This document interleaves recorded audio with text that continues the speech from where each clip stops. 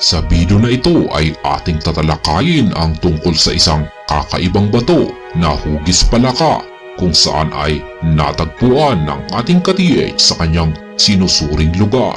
Ang naturang larawan na ito ay ang aktwal na batong umagaw sa pansin ng ating ka-TH sa kanyang site. Base sa hugis nito ay parang nga itong palaka.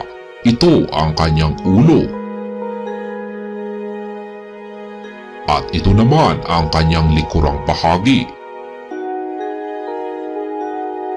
Bukod sa malapalakang hugis ng batong ito, ay meron pang isang bato na katabi nito.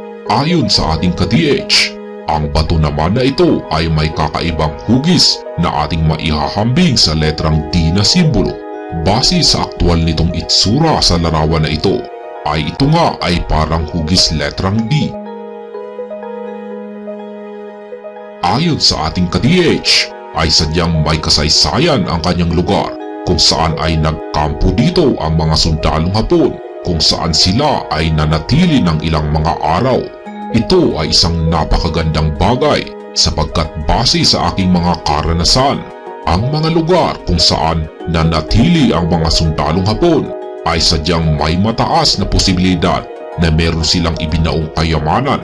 At kung sila ay nanatili sa isang lugar ng mas matagal na mga araw, ito ay maaaring nangangahulugan na ang kayamanang kanilang ibinaon sa lugar ay isang napakalaking deposito. Maliban sa kasaysayang ito, ang mga matatanda ay nagsasabing may isang puno ng niyog dati sa likurang bahagi ng malapalakang hugis bato. Ang kakaiba sa puno ng niyog na ito ay habang lumalaki ito, hindi ito gaanong tumataba at tumataas na di tulad ng ibang normal na puno ng niyog sa paligid. Nang maglaon, ito ay namatay.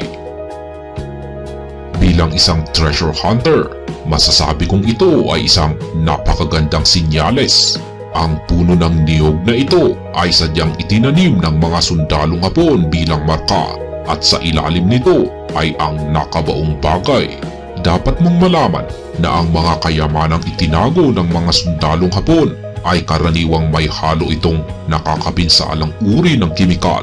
Kaya kung ito ay kanilang ibinaon ng direkta sa ilalim ng isang puno, ang naturang kimikal na ito ang siyang lalason at papatay sa puno.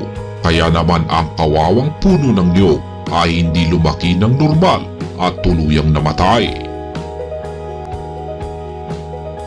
Ating balikan ang ating malapalakang hugis batong marka. Ayon sa ating ka-TH, ay nakaharap daw ito sa isang direksyon patungo sa isang lugar na may lumang sapa kung saan ay may layong humigit kumulang na 200 metro. Ang lumang sapa na ito ay meron itong intersection kung saan ang hugis nito ay ating maihahambing sa letrang Y.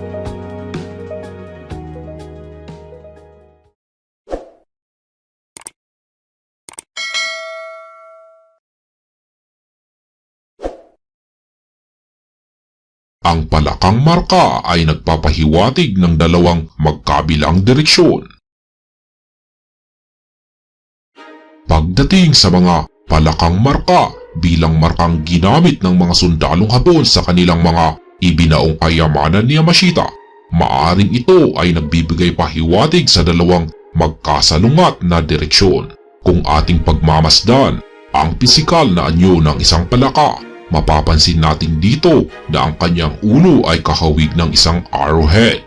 Ganon din dito sa kanyang likurang bahagi o ang kanyang puwet. Kaya ang kalalabasan ay meron tayong dalawang arrowhead na nagtuturo sa dalawang magkasalungat na mga direksyon.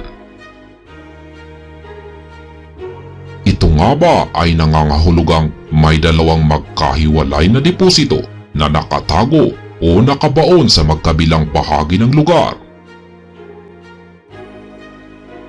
Maaaring may dalawang magkahiwalay na deposito sa lugar, pero maaari na ring ito ay iisa lamang. Ang bagay na ito ay sadyang nakadepende sa mga karagdagang marka sa paligid na ating matutuklasan. Pero pagdating dito sa ating marka na ito, ang puwet nito ay nakaturo sa lokasyon ng punong niyog. Ito ang kakaibang puno ng niyog na tumubo ng di normal at namatay. Kaya naman masasabi kong ang naturang puno na ito ay ang kasunod na marka sapagkat ayon sa ating ka-TH, ito daw ay parang sadyang itinanim sa lugar at hindi ito kusang tumubo sa kinatatayuan nito. Sa kadalasan, kapag ang puwet ng palakang marka ang ginamit na basihan bilang isang pointer, ang nakabaong deposito ay karaniwang nasa malapit lamang. Maaari na ring mangyari na ang digging spot ay sa saktong gilid lamang ng palakang marka kung saan ay sa eksaktong tapat ng patulis nitong puwet. Ngunit pagdating dito sa ating palakang marka na ito, ang puno ng niyog ang siyang ating kasunod na marka na nagpapahiwatig sa lugar na ating uumpisahang hukayin. Kung ang puwet ng isang palakang marka ay nagtuturo ng isang lokasyon na malapit lamang sa kinalalagyan nito, ang ulo naman nito ay nagtuturo ng isang lokasyon na may napakalayong distansya. Kaya ang kailangan nating gawin dito ay ang sundin o tahakin ang direksyong ito ng malayo hanggang sa ating marating ang lokasyon kung saan ay ating matatagpuan ang kasunod na marka.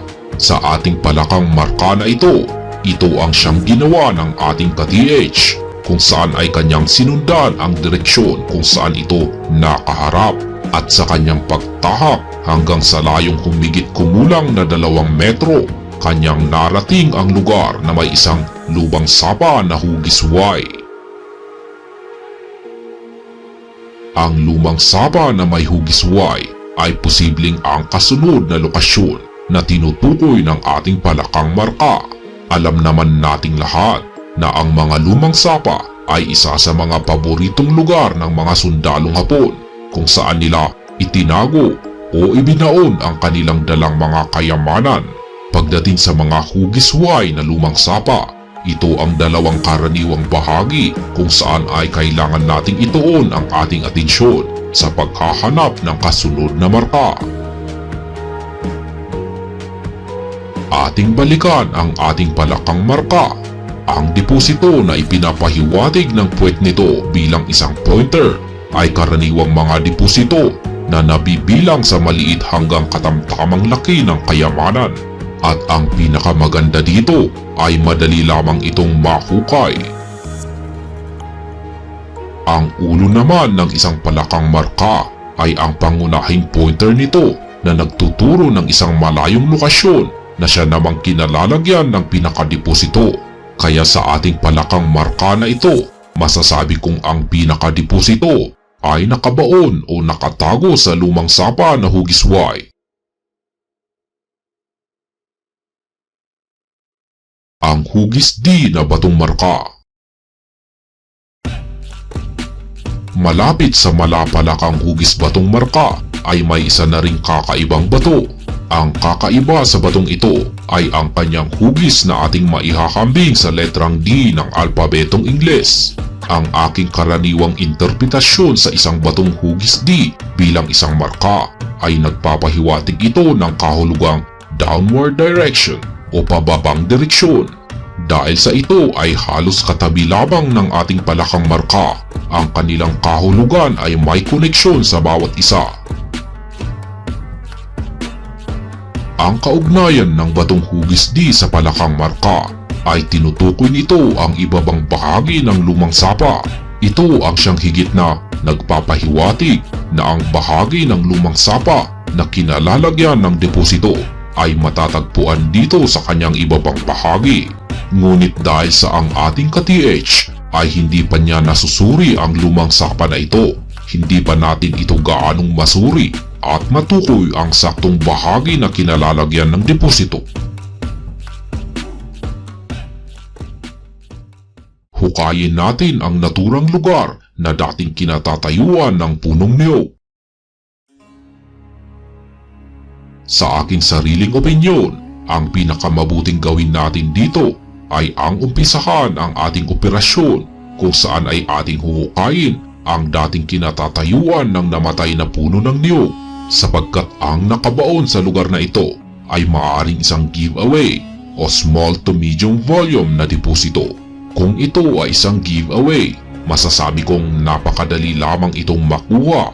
Ngunit ako ay may malaking pagdududa na ito ay hindi isang giveaway lamang, kung saan ito ay maaaring nasa small to medium na deposito dahil sa meron itong lason.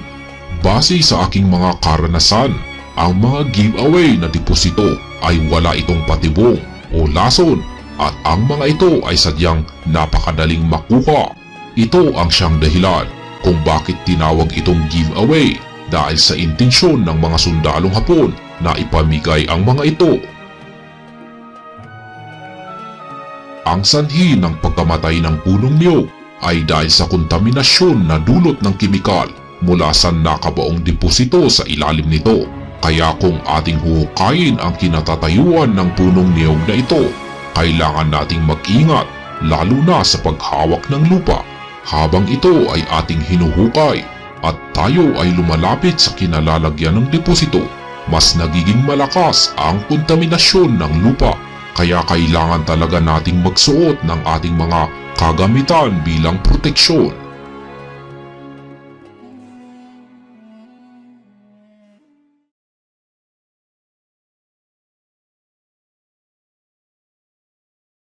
Shoutout kay ka-TH na si Reynard Tolo. Shoutout kay ka-TH na si Ronald Mendoza. Shoutout kay ka-TH na si Alotaya06. Shoutout kay ka-TH na si Rico Bahuyo. Shoutout kay ka-TH na si Jason Mangawang.